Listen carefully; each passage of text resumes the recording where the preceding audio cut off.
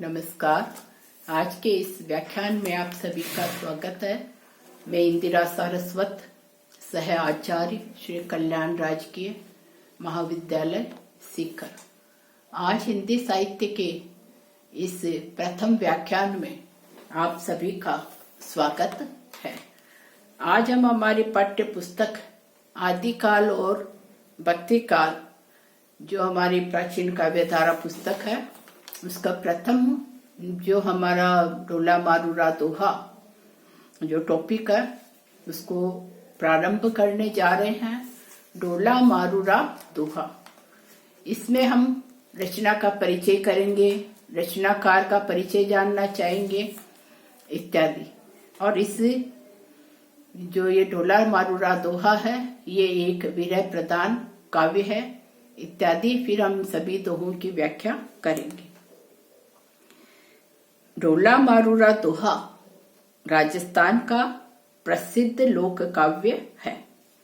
डोला और मारू की प्रेम कथा काफी चर्चित रही है, क्योंकि यह काव्य मानव की कोमलतम भावनाओं को अभिव्यक्त करता है।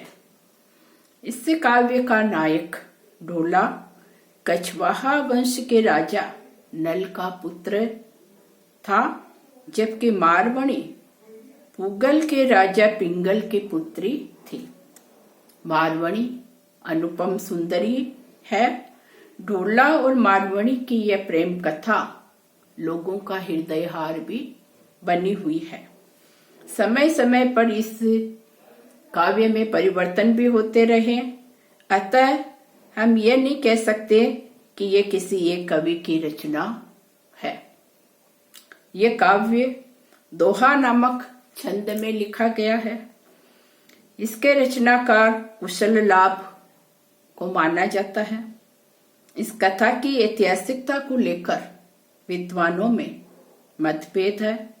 इसका कारण इसमें समय समय पर दोहे जुड़ते गए, किंतु निश्चय ही यह एक भावना प्रधान मार्मिक विरह काव्य है, जिसका उद्देश्य प्रेम की कोमलतम भावनाओं को व्यक्त करना है। डोला मारूरा दोहा एक मार्मिक काव्य है, जिसमें विरह की सभी दशाओं का चित्रण हुआ है।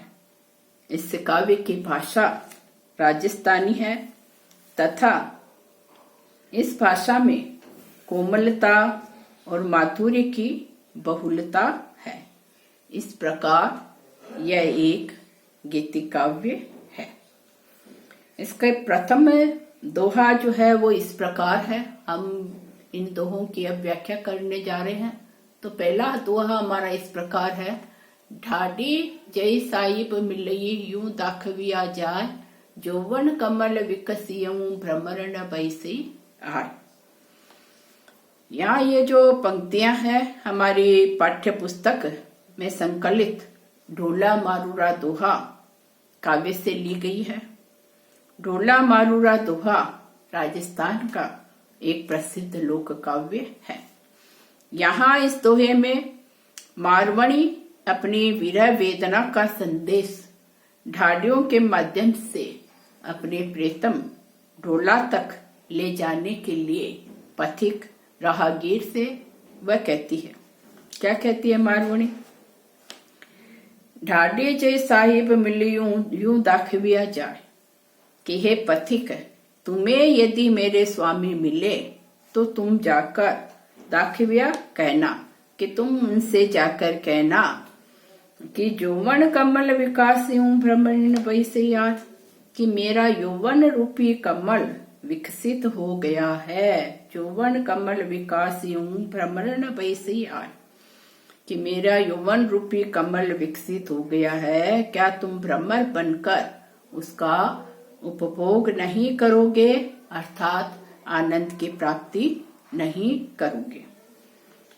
दूसरा दोहा इस प्रकार है। ढाडी एक संदेश ढोले लगी लई जाए, यौवन चंपू महुरियऊ कली न छूटी आए।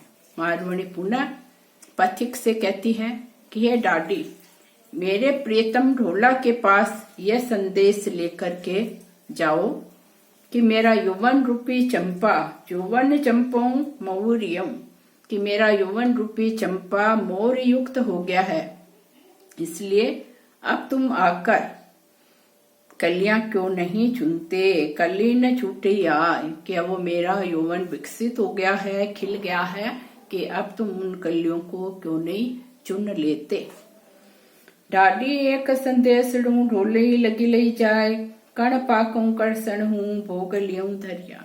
मारवणी एक सच्ची प्रियतमा है।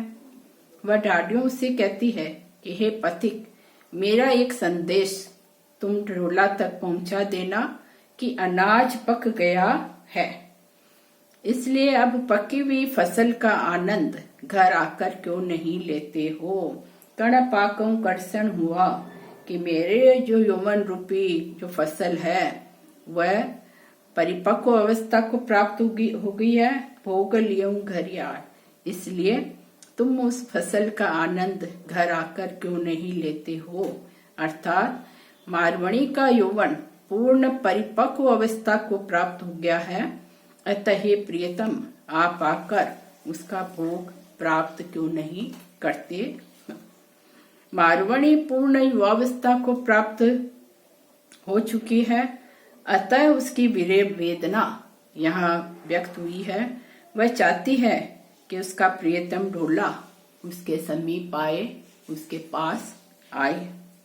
अलंकारों में यहाँ हम देखें तो अनुप्रास एवं रूपक अलंकार का प्रयोग हुआ है। धन्यवाद।